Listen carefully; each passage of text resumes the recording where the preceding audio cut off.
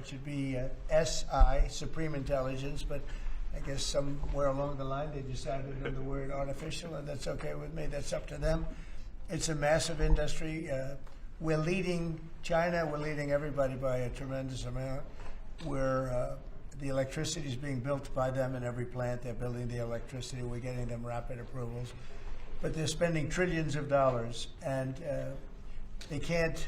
Basically, this has a couple of other things that are less important, but one of the things that it has is you have to have a central source of approval. When they need approvals on things, they have to come to one source. They can't go to California, New York, and various other places like Illinois with Pritzker, who's a totally unreasonable person. And they have to have, they're putting all this money in. It's a big part of the economy. And there's only going to be, I think, one winner here. I don't know if anybody agrees with that. I think most people agree, but there's only going to be one winner here, and that's probably going to be the U.S. or China. And right now we're winning by a lot. China has a central source of approval. I don't think they have any approval. They just go and build. But people want to be in the United States, and they want to do it here, and we have the big investment coming. But if they had to get 50 different approvals from 50 different states, you can forget it, because it's not possible to do, especially if you have some hostile. All you need is one hostile actor, and you wouldn't be able to do it. So it doesn't make sense. I didn't have to be briefed on this, by the way. This is real easy business. I mean, this is simple. We're taking in trillions of dollars. We're taking in tremendous amounts of countries, jobs, everything's coming in. Now, just to get off AI for a second, auto plants are being built at levels that we've just about never seen before. Our auto industry was decimated. 56% of our auto industry left our country over the years. It was at one point 100%, and then it got shriveled down, and really we lost a lot. And now, because of tariffs, which have been so incredible, we've taken in hundreds of billions of dollars, and we're bringing back our factories. We're bringing back everything. We've never been in a position like this. Our stock market today was, well, I saw it a few hours ago, but a few hours ago it was way up, and we hit a new high for the 52nd time in 10 months. We have an all-time high stock market, and it's all reasons. A big reason was the election November 5th, and another big reason, and maybe the biggest reason, but maybe not, because without the election this wouldn't have been done, because people don't know how to do it. The second reason is the tariffs. We're charging countries that were really hurting us badly, were really decimating us. Hence, we have $38 trillion in debt, which will start paying off pretty soon with the tariff money coming in. But countries that were really decimating us use tariffs against us. Now we're using tariffs. All we want is fair. All we want is national security. It's given us great national security. I settled 8 wars, and numerous of them was because of trade and because of tariffs. So we're very happy with that. But this is about something a little bit different. We want to have one central source of approval, and we have, I think, great Republican support. I think we probably have Democrat support too, because it's common sense. I mean, you can't go to, every time you make a change, and it could be a very reasonable change, you still won't get it approved if you have to go to 50 states. So this centralizes it, and it's something which the people behind me, the very distinguished people, but Tim Cook just left of Apple, and spoke to all of the big companies, great companies, and they won't be able to do this. This will not be successful unless they have one source of approval, or disapproval, frankly. You could have disapproval too, but it's got to be one source. They can't go to 50 different sources. So I just want to thank everybody for being here. And Will, what would you like to add to that? Sure. Mr. President, as you said, in keeping with your commitment to grow the American economy, create potentially millions of new American jobs, and maintain America's technological and military superiority in the years ahead, this is an executive order that orders aspects of your administration to take decisive action to ensure that AI can operate within a single national framework in this country, as opposed to being subject to state-level regulation that could potentially cripple the industry. David Sachs, your AI and crypto czar, has been one of the key players and key authors behind this EO. He can give you more of the granular detail, but the big picture is that we're taking steps to ensure that AI operates under a single national standard, so that we can reap the benefits that will come from it in terms of economic growth, job development, national security, and technological edge. And it's really the biggest industry that anybody's seen. I mean, it's taking off, and again, I believe there'll only be one country that really benefits, and it should be the United States, and it will be if we do this, if we're unified. We have to be unified. China is unified because they have one vote. That's President Xi. He says do it, and that's the end of that. You know, we have a different system, but we have a system that's good, but we only have a system that's good if it's smart. David Sachs, could you say a few words, please? Yes, sir. So, as you pointed out, we have over 1,000 bills going through state legislatures right now to regulate AI. Over 100 of them have already passed. 25% of them are in California, New York, and Illinois. You've got 50 states running in 50 different directions. It just doesn't make sense. We're creating a confusing patchwork of regulation. And what we need is a single federal standard. And that's what the CEO says, sir, is it basically states that the policy of your administration is to create that federal framework. We're going to work with Congress, like the chairman here of the Commerce Committee, Senator Cruz, and other members of Congress to define that framework. In the meantime, this EO gives your administration tools to push back on the most onerous and excessive state regulations. We're not going to push back on all of them. For example, kid safety, we're going to protect. We're not pushing back on that, but we're going to push back on the most onerous examples of state regulations, sir.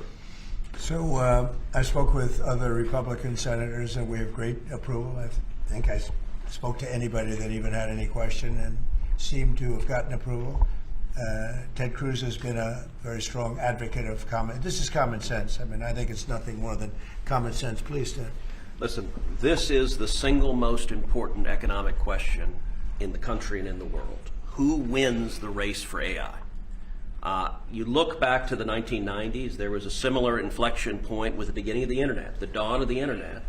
And Bill Clinton was president at the time. He signed an executive order, just like you're doing, that put into law a light touch regulatory approach to the internet.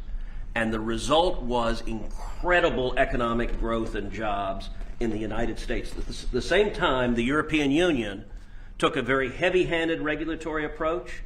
Here's an amazing statistic, Mr. President. In 1993, the U.S. economies and Europe's economy were virtually identical in size. Today, America's economy is more than 50% larger than Europe's, and the two drivers of that are tech and the shale revolution. It transformed this country, and AI is the same thing. It's a race, and if China wins the race, whoever wins, the values of that country will affect all of AI. We don't want China's values of surveillance and centralized control by the communist government governing AI. We want American values of free speech, of individual liberty, of respecting the individual. So this executive order, I believe, is tremendously important. Thank you for your leadership. Well, thank you very much. And Scott, please. Yes, sir. This is pass-fail.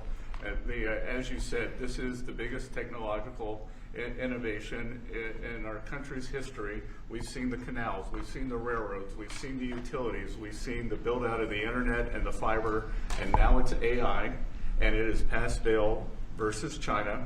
We have the lead, we've got to maintain it, and it is also going to be the single biggest source of economic growth. But everything else we do, with our defense, there's no use in having a golden dome if China's AI can get around it. There's no use in spending all this money on defense. And the U.S. will remain the leader in this under President Trump's leadership. He has accelerated the growth. We're actually going to move ahead further. We're seeing building everywhere, construction jobs. There are going to be jobs at the AI data centers. And most importantly, President Trump had the incredible idea to allow the companies to create their own power. And we are going to see soon that communities near AI facilities will have the same or lower electric costs than other communities, which is a great innovation. So this is an important document today. Do you have any questions? On this subject, President Trump, are you more worried about the U.S. winning the race for AI dominance with China or about AI's potential threat to humanity? Both. We're looking at that very strongly. We have a lot of threats in the opposite way if we don't do it. You know, you look at the medical and medical research. Already the things that have come out of AI in terms of medical and cancer research and things, we're way ahead of what we ever thought we'd be just from the infancy of AI. So really both, and we want to be very careful with it. We also know that a big part of our economy, it could be 50, 60% of our economy going forward for a period of time at least, especially during this startup, is AI and AI based. We have trillions of dollars of construction going on, and that construction would stop, or it would certainly be, a lot of it would be halted. So, look, we're leading China. We're leading China by a lot. China knows that, and not doing this would be the greatest gift to China and other countries, but China in particular, that China has ever received. And with Venezuela, now that we've seized this tanker, is the campaign against Venezuela still just about drugs, or is it now also about oil? Well, it's about a lot of things, but one of the things it's about is the fact that they've allowed millions of people to come into our country from their prisons, from gangs, from drug dealers, and from mental institutions, probably proportionately more than anybody else. They came in from many countries. We're getting them out. We had 11,888 murderers come into our country. Many of them are from Venezuela. We had thousands of Tren de Aragua, the gang, come in from, which they say is the most violent gang. I don't know, MS-13 is pretty bad, but Tren de Aragua, they say, is the most violent gang. That comes from the prisons of Venezuela. It came out of the prisons of Venezuela. So it has to do with a lot of things. They've treated us badly, and I guess now we're not treating them so good. If you look at the drug traffic by sea is down 92%.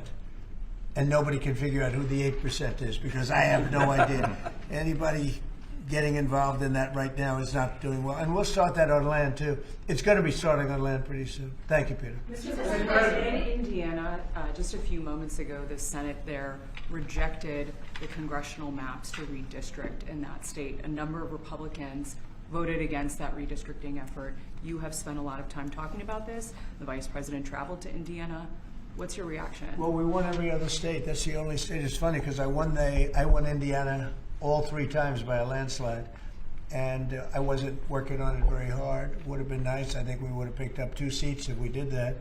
You had one gentleman, the head of the Senate, I guess, Bray, whatever his name is. I heard he was against it. He'll probably lose his next primary, whatever that is. I hope he does, but because he's done a tremendous disservice. I mean, think of it. It's a great place. I love the people there. They love me. You know, we won in a landslide all 3 times. Got tremendous votes. I got record votes. And then there's no reason for doing that. And the Democrats do it to us, so I can't imagine that they do it. But I wasn't very much involved. But there's a man named Bray, as head of the Senate. Was that Bray? Is that the name, Bray? I mean, I'm sure that whenever his primary is, it's, I think, in 2 years, but I'm sure he'll go down. He'll go down. I'll certainly support anybody that wants to go against him. If I could ask you briefly about on AI and then a question on Ukraine.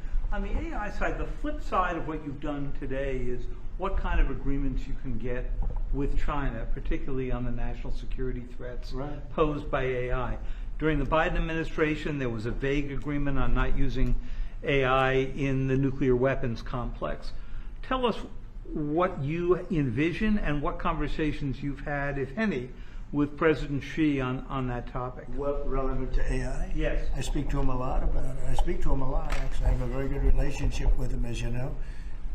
If you had another president, you would have had a big rare earth problem, and it turned out not to be a problem.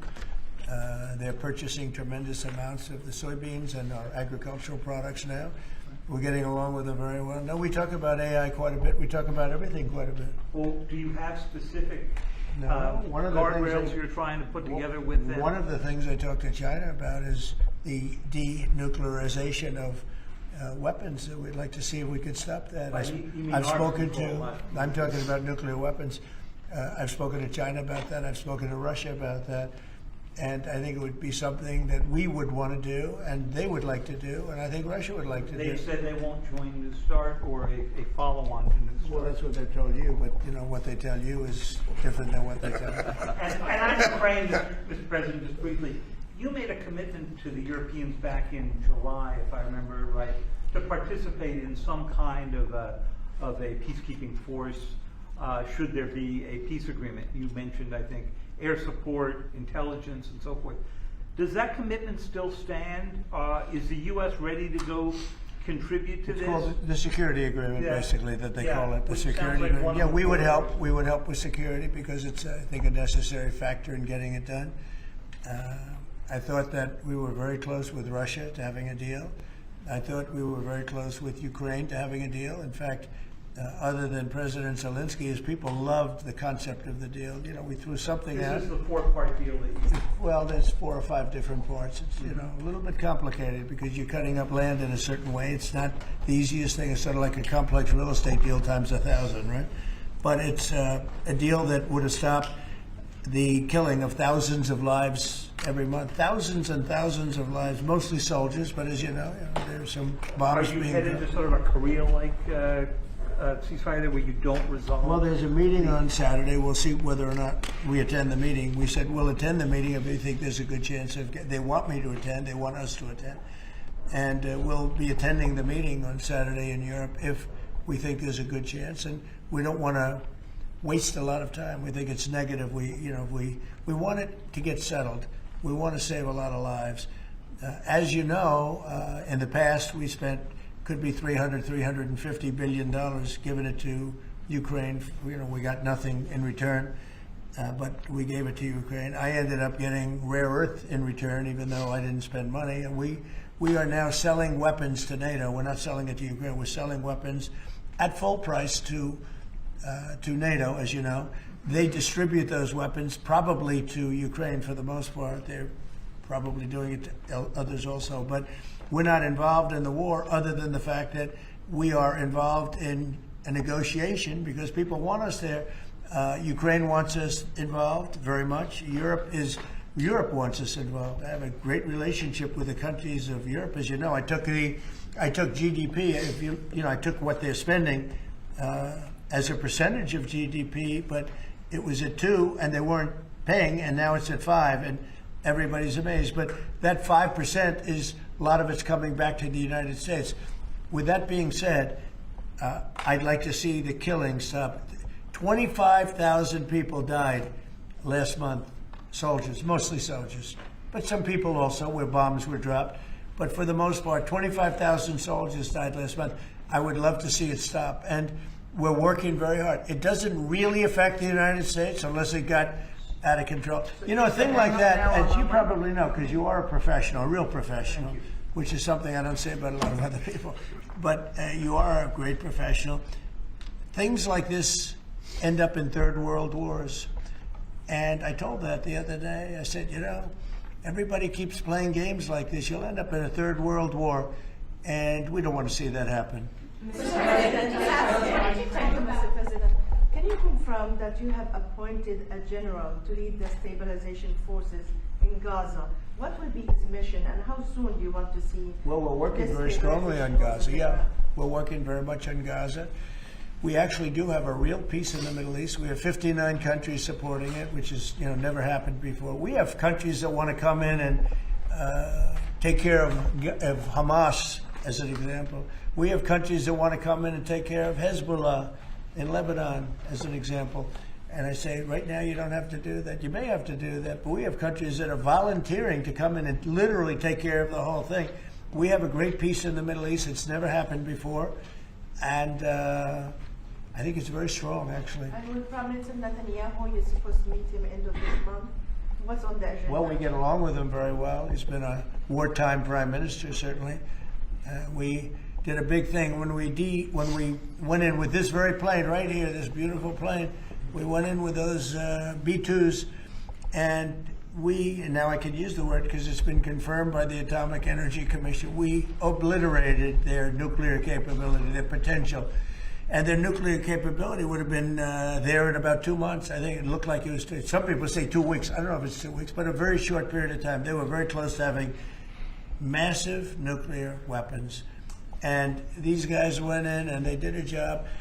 And that made peace possible because everybody was afraid of Iran. And now they're not afraid of Iran anymore. And Iran would like to make a deal with us. Your own national security strategy does not say obliterated, sir. It says set them back. Your intro does. Well, the Atomic Energy Commission said obliterated, and the people that have seen the site said obliterated. And frankly, Iran said it was obliterated. And to show you how accurate it was, and you know, I fight for the pilots because the pilots and those people went in there at great risk, and they hit every single target on every single bomb. and they did a lot of damage. And for them to be given anything less than 100% of the credit is unfair. So I will tell you, the Atomic Energy Commission said it's like gonzo. It's one person actually used the term obliterated, but Iran actually said that they probably can never go there again. They can probably never start there again. If they ever started, they'd probably choose a new site. But regardless, we took out the Iran nuclear site with great talent. No other country could have done that. No other country has weapons like we do, but no other country could have done that. We have the best weapons in the world. We have the best military in the world. And when we took out Iran, that allowed for peace. There's no way that, and I really have great respect for the King of Saudi Arabia, for the Emir. I'm friend with UAE. These are great people. These are actually great people and great leaders.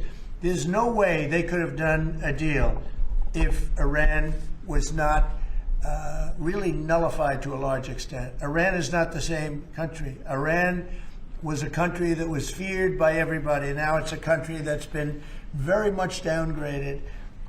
I'm sure they'll try and come back, and they're very capable people. Maybe they will, maybe they won't. They are reconstituting their missile program quite quickly. Well, you know, they can try, but it's going to take them a long time to come back. But if they do want to come back, and they want to come back without a deal, then we're going to obliterate that one too. You know, we can knock out their missiles very quickly. We have great power, and we helped Israel a lot. We were shooting down the drones. We were doing a lot of things for Israel. We did a good job for Israel, but Israel did a good job. They fought, and they all fought bravely. Look, it's a war. That's a vicious war. They're all vicious wars. When you write, hey, you covered a lot of wars. They're all vicious. We never saw a nice one, right? Right. They're all vicious. But that was a big fight. But the big thing was the knockout of the possible nuclear capability. And it was a complete knockout of nuclear capability. That doesn't mean that over the next 2 years or 3 years they're not going to come back or not going to try. I think they got hit so hard, they may talk about trying, but I don't think they want to try. And I can tell you that they would love to be able to make a deal with me. They would love to be able to make a deal with me. And I'd love to make a deal with them if we could. You know, we were not close, but not so close, but we were reasonably there for a deal with Iran before the bombing. And they would have been much better off if they made a deal. They could have had a deal. They could have had a deal where they would have been much better off. Look at what we've done. I mean, their place is blown up. Forget about the nuclear. The nuclear is gone, but look at the damage they've suffered, the death that they've suffered. They could have had a deal with nobody would have died, no buildings would have been down, nothing would have happened. We would have blown up their nuclear, and that would have been it. They could have had a great deal, but they missed that opportunity. But they would like to make a deal right now. Iran would like to make a deal with me. Yes, please. Yeah, thank you, Mr. President. Do you think the Senate should confirm your nominee for Religious Freedom Ambassador, Mark Walker, in time for Christmas, as you know, a Christmas gift to Christians around the world? Well, I don't know. I mean, I've heard good things about Mark. Why is something come up that I don't know about? Well, he was nominated in April, and he still hasn't received even a... Well, I'd like to see him. I mean, I'm hearing very good things about him. So I thought by asking that question, you know, something new came up. You know, there's breaking news about Mark Walker. You know, yeah, I'd like to see him. I've always found him to be a high-quality person, frankly. Yeah, I'd like to see that happen. I will say John Thune, though, has done a good job. He's approved. He's gotten hundreds of people approved. You know, we have a roadblock with the Democrats. They're just obstructionists, that's all. That's all they're good at is obstructing. They're not good at creating. They're only good at obstructing and wanting open borders and men and women's sports and transgender, all things that transgender for everybody, all things that people don't want. And they're obstructionists. You know, they're doing that with healthcare. We have a great healthcare proposal where we pay all of the hundreds of billions of dollars that the insurance companies have been making. You know, their stock is up 1,700%. And by the way, the stock market today hit another high. 52 times we hit a high in a 10-month period. That's during my second presidency. And it's been amazing. Nobody's seen anything like it. You know, we had the greatest economy in history in my first term. I think we're blowing it away right now. I think we're blowing it away. And again, prices were the highest they ever were. inflation was the highest in 48 years, or I think ever. They say 48 years. The press says 48 years. I'll accept that, but I think it was the highest inflation we've ever had under the past administration. We had the highest prices. We have high inflation, you have high prices. Prices are coming way down. Energy is coming way down. Gasoline is hitting now $1.99 in a couple of states, and it's way down. Gasoline is way down. And when gasoline and energy comes down, everything follows. But prices are coming down, and we have an unbelievable economy. 401ks are setting a record. 401ks that's owned by a lot of people because they're based on the stock market. And the stock market for 52nd time has just hit a brand new high. So it's amazing what's happening. And I will say this, our country is respected again. I think we're respected like never before. The United States is respected again. We have a country that was a dead country 1 year ago, dead. And now it's the hottest country anywhere in the world. Thank you very much, everybody. Thank you, press. Thank you, press. Thank you. You can Thanks, call. guys. Thank you, press. Let's go. Let's go. Let me know. Thank you.